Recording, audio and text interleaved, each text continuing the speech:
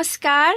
वैकल्पिक प्रणालीबाट शिक्षण सिकाइ सहजीकरणका लागि स्थानीय तहको सहकार्यमा तयार पारिएको रेडियो स्कुल कार्यक्रममा मसँगै जोडिनुभएका विशेष गरेर कक्षा 5मा अध्ययनरत मेरा प्यारा प्यारा सम्पूर्ण विद्यालयका भाइ बहिनीहरू, त्यसै गरी हाम्रा शुभचिन्तक ज्यूहरू, हाम्रा अभिभावक ज्यूहरू तथा सम्पूर्ण श्रोताहरूमा म नेपाली विषय शिक्षक नारायणी खनालको तर्फबाट यो कक्षामा हार्दिक स्वागत गर्दछु।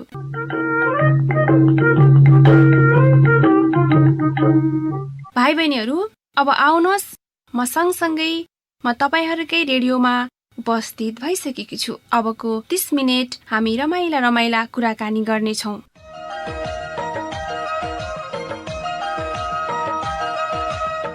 छलफल गर्नेछौँ र आजको विषयवस्तुमा हामी प्रष्ट हुनेछौँ।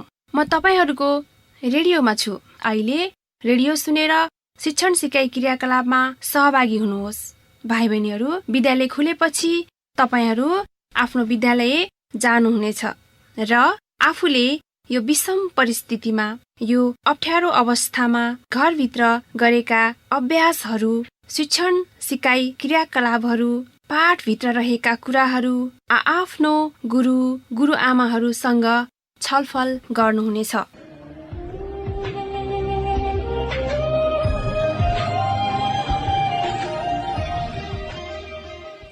भाइ बहिनीहरू, अब हामी आजको विषयवस्तुतिर जाउँ। हाम्रो रमाइलो विषयवस्तु रहेको छ।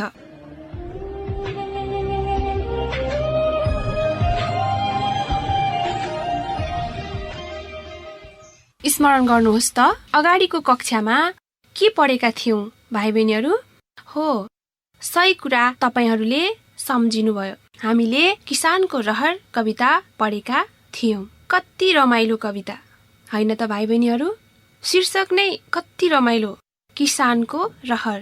नेपालमा बसोबास गर्ने सम्पूर्ण किसान दाजुभाइ तथा दिदी बहिनीहरूको रहर। यो कविता तपाईहरूको पाठ्यपुस्तकमा रहेको पाठ 4मा रहेको कविता हो। भाइ बहिनीहरूले अघिल्लो कक्षामा पढेका कुराहरूलाई सरसर्ती स्मरण गरिसक्नुभयो होला, हगि?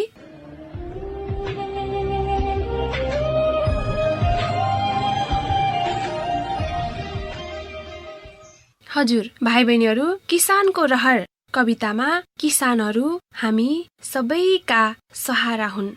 उनीहरूले काम नगरे किसानले मात्र होइन, हामी सबैले खान पाउँदैनौँ। हामी भोकभोकै मर्छौँ भाइ बहिनीहरू। त्यसैले किसानले उसले आफ्नो जहान मात्र होइन, हामी सबै नेपालीहरूलाई पालेको छ। तसर्थ हामी सबैले किसानलाई सम्मान गर्नुपर्छ है।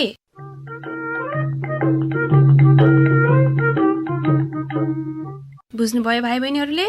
हामी सबैले किसानलाई सम्मान गर्नुपर्छ।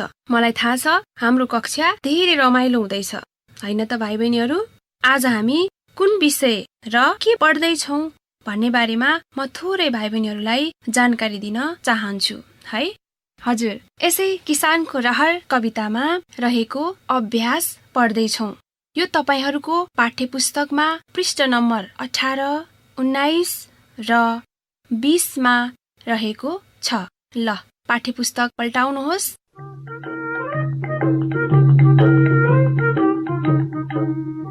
भाइ बहिनीहरू पल्टाइसक्नुभयो होला, हगि? अभ्यास नम्बर 1, 2 र 3 त भाइ बहिनीहरूले अघिल्लो कक्षाका आधारमा गरिसक्नुभयो होला। आज हामी अभ्यास नम्बर 4, 5, 6, 7 र प्रश्नको उत्तर लेख्ने अभ्यास गर्नेछौँ। पाठ्यपुस्तक हेर्दै गर्नुहोला भाइ बहिनीहरू।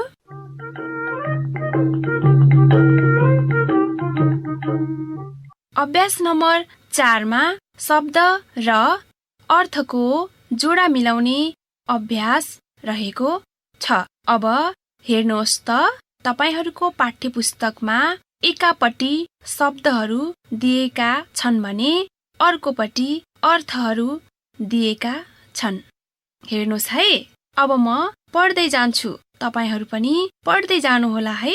सँगसँगै बिस्तारै केरमेर नहुने गरी सिसा कलमले चिनो लगाउनुहोला अनि पछि कापीमा सारेपछि ती सिसा कलमले कोरेका अक्षरलाई मेट्नुपर्छ, किनभने पाठ्यपुस्तक फोहोर देखिन्छ नि। ल सुरु गरौँ है त।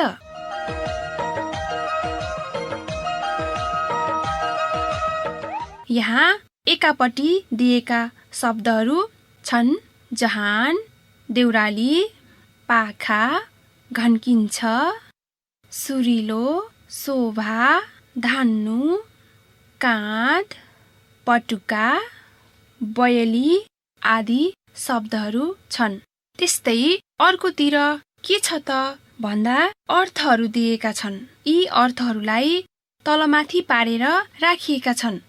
यही छन् अर्थहरू। अब हामीले के गर्नुपर्छ त भाइ बहिनीहरू?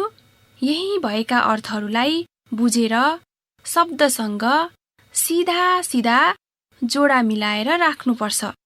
हामीले पाठ पढ्दाखेरि पनि कठिन शब्दहरूको उच्चारणसँगै अर्थबोध पनि गरिसकेका छौँ। त्यसैले भाइ बहिनीहरूलाई गाह्रो हुँदैन। जस्तै जहान भनेको के होला भाइ बहिनीहरू? हेर्नुहोस् त पाठ्यपुस्तकमा जहान भनेको परिवार। कति सजिलो।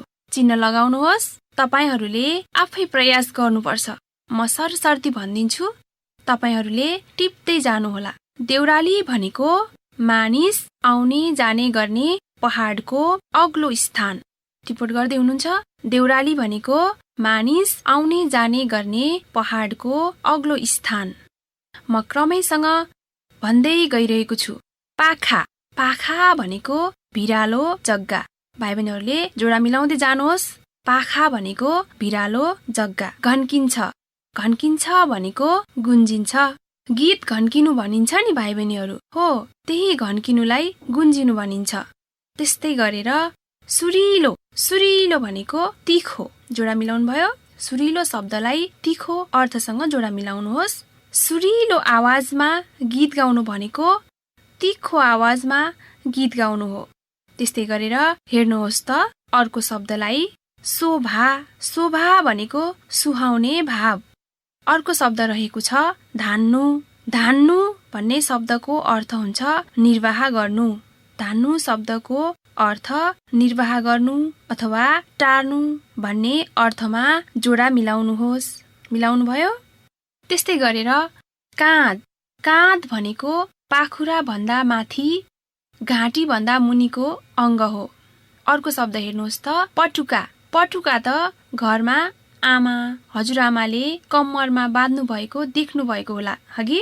हजुर, पटुका भनेको कम्मरमा बाँधिने कपडा हो। अर्को शब्द रहेको छ बयली। बयली भनेको धान, गहुँ आदिको बालीमा हावा लाग्दा उठ्ने लहर हो।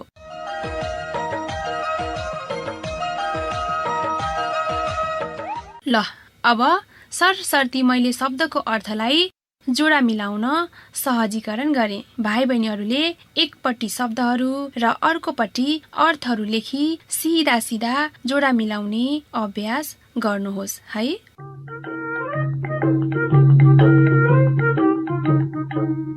अब हामी अभ्यास 5 गर्दैछौँ। तपाईहरू भर्खरै रेडियोमा जोडिनु भएको छ भने म पुनः स्मरण गराउँछु। हामी कक्षा 5 को नेपाली विषयको पाठ 4 का अभ्यासहरू छलफल गरिरहेका छौँ। म तपाईहरू सँगसँगै छलफल गरिरहेकी छु। ल अगाडि बढौँ भाइ बहिनीहरू। अभ्यास नम्बर 5। यसमा के छ भने प्रश्नको उत्तर लेख्ने प्रश्नहरू छन्। क, ख, ग, घ गरी 6 सम्म प्रश्नहरू रहेका छन्। हेर्नुहोस् है। हेर्नुभयो? अवश्य भाइ बहिनीहरू, अब हामी यिनै प्रश्नहरूका उत्तरहरूका बारेमा छलफल गर्नेछौँ। भाइ बहिनीहरू, रमाइलो छलफल हुनेछ। ध्यान दिएर रेडियो सुन्दै गर्नुहोस् है।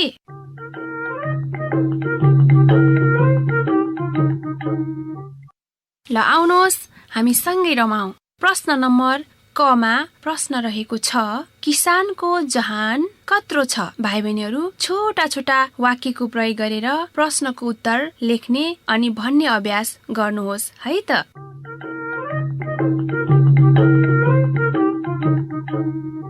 किसानको जहान कत्रो छ? भन्नुहोस् त भाइ बहिनीहरू। किसानको जहान सानो छ। त्यस्तै गरेर अर्को प्रश्न हेर्नुहोस् त। प्रश्न नम्बर ख, असारे गीत कसरी घन्किन्छ? भाइ बहिनीहरूलाई यसको पनि उत्तर आइसक्यो है। असारे गीत सुरिलो भाकामा घन्किन्छ। भाइ बहिनीहरूले हिजोको कक्षामा सुन्नुभएकी थियो असारे गीतलाई। स्मरण गर्नुभयो भाइ बहिनीहरू? धेरै धेरै धन्यवाद तपाईहरूलाई। प्रश्न नम्बर ग हेर्नुहोस् त।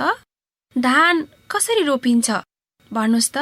हजुर, हिलो बनाएर राखेको खेतबारीमा छुप्पु र छुप्पु गर्दै धान रोपिन्छ। भाइ बहिनीहरूले आफ्नो कापीमा टिप्दै हुनुहुन्छ होइन त? प्रश्न नम्बर घ, पसिनाका दाना कस्ता देखिन्छन्? पसिनाका दाना कस्ता देखिन्छन्? हजुर, पसिनाका दाना मोती जस्ता देखिन्छन्। कति सजिलो। पसिनाका दाना टल टल टल्किने मोती जस्ता देखिन्छन्। बुझ्नुभयो? भाइ बहिनीहरू अर्को प्रश्न हेर्नुहोस् त। किसानको के गर्ने रहर छ? किसानको के गर्ने रहर छ? उत्तर आइसकेको छ तपाईहरूलाई। किसानको खेतबारीमा काम गरेर जहान पाल्ने रहर छ। टिपोट गर्दै हुनुहुन्छ। किसानको खेतबारीमा काम गरेर जहान पाल्ने रहर छ। भाइ बहिनीहरू अभ्यास नम्बर 5 त गरिसक्यौं। अब अभ्यास नम्बर 6 हेर्नुहोस् त। तलका शब्दलाई वाक्यमा प्रयोग गर भन्ने निर्देशन रहेको छ। हेर्नुहोस् त। शब्दहरू हेर्नुभयो? देउराली, हलो, जुवा, कुलो, बयली, बाला र हाँगो। म भाइ बहिनीहरूलाई 1-2वटा शब्दहरूलाई वाक्यमा प्रयोग गरेर सुनाउँछु। बाँकी शब्दहरूलाई चाहिँ आफै वाक्य बनाउने अभ्यास गर्नुहोस् है त।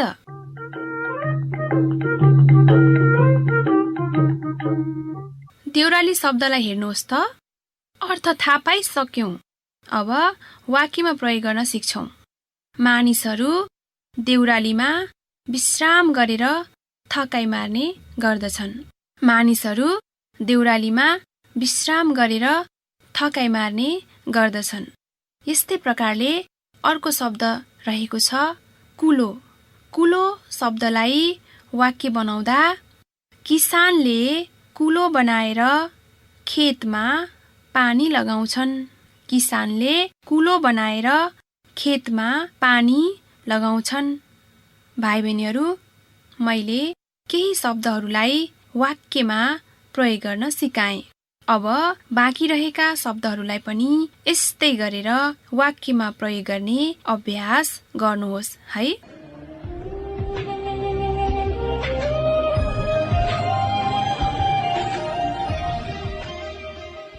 भाइ बहिनीहरू अभ्यास नम्बर 7 मा हेर्नुहोस् त। यहाँ कविताको श्लोकलाई पढ, बुझ र सार भनेर निर्देशन दिएको पाइन्छ। हामीले अघिल्लो कक्षामै कविताको श्लोकको भाव बुझिसक्यौं होइन त भाइ बहिनीहरू? यहाँ पनि सानो छ खेत, सानो छ बारी, सानै छ जहान, नगरी काम पुग्दैन खान, साँझ र बिहान। यस कविताको श्लोकलाई भाइ बहिनीहरूले पढ्नुहोस्, बुझ्नुहोस् अनि राम्रा अक्षर पारेर कापीमा लेख्नुहोस् है। भाइ बहिनीहरू तपाईहरूलाई अल्छी त लागेको छैन नि? अल्छी मान्नु हुँदैन है। यस्तो विषम परिस्थितिमा पनि पढ्न पाउनु भनेको खुसीको कुरा हो। झन् हामीले रमाई सिक्न पाएका छौं।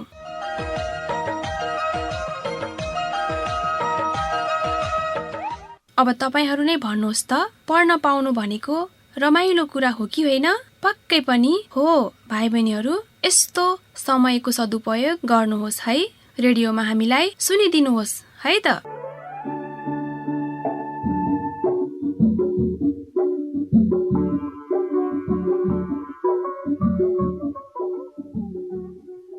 भाइ बहिनीहरू अब अभ्यास नम्बर 8 मा हेर्नुहोस् त। यहाँ पनि भाइ बहिनीहरूले प्रश्नको उत्तर लेख्ने अभ्यास देख्नुहुनेछ। प्रश्नहरू क, ख, ग र घ गरी 4 वटा रहेका छन्। प्रश्न नम्बर क, किसानले के गरी पेट पाल्छ? अर्को प्रश्न रहेको छ, किसान कुन बेला खेतमा जान्छ? ध्यान दिनुहोस् भाइ बहिनीहरू। अर्को प्रश्न रहेको छ, सानी कसरी खेतमा जान्छे? र अर्को प्रश्न रहेको छ, खेती गर्ने तरिका के हो? खेती गर्ने तरिका के हो? भाइ बहिनीहरूले प्रश्न सुन्न साथ उत्तर लेख्न थालिसक्नु भयो होला है।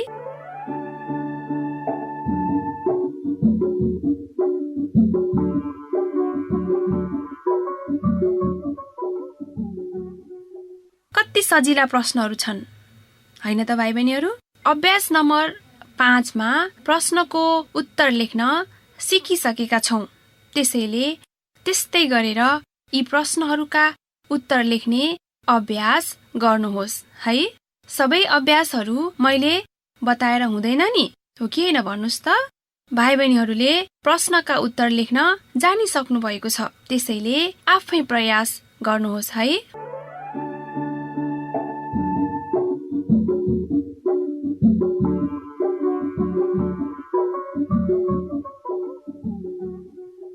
भाइ बहिनीहरू कति सजिला अभ्यासहरू। अभ्यास नम्बर 11 मा पनि हेर्नुहोस् न, कति सजिलो। तलका शब्दलाई जनाउने अरू एक एक शब्द लेखी शिक्षकलाई देखाऊ भनेर निर्देशन दिएको छ। हेर्नुहोस् त, जहान, घाम, हात, खोला, पानी, दाँत, किसान। यी शब्दहरूका उस्तै अर्को शब्द के हुन् त? हामी छलफल गर्छौं है त।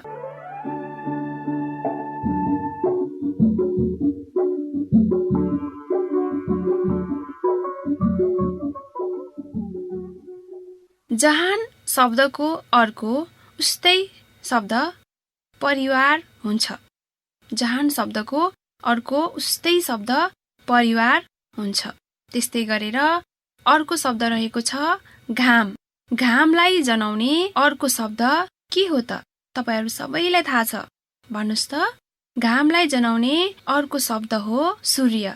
अर्को शब्द हेर्नुहोस् त, खोला। खोला शब्दको अर्को उस्तै शब्द नदी हो। खोला भनेको नदी हो। र किसान शब्दको उस्तै अर्थ दिने अर्को शब्द हुन्छ कृषक। किसान भन्नु र कृषक भन्नु एउटै कुरा हो।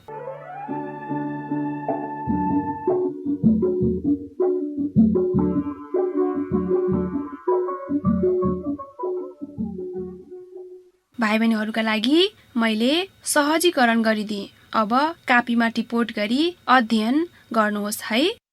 भाइ बहिनीहरू, आजको कक्षाको समय सकिन लागेको छ। हामीले आज किसानको रहर पाठका अभ्यासहरू सिक्ने जमर्को गर्यौं। आज हामीले गरेका अभ्यासहरूलाई पटक पटक गर्दै रहनुहोला है। अब म भाइ बहिनीहरूलाई गृह कार्य दिन्छु। भाइ बहिनीहरू, गृह कार्य टिपोट गर्नुहोस् त। पृष्ठ नम्बर 20 मा रहेको अभ्यास 12 र 13 नम्बर अभ्यासलाई कापीमा लेख्नुहोस्। पुनः सुन्नुहोस्।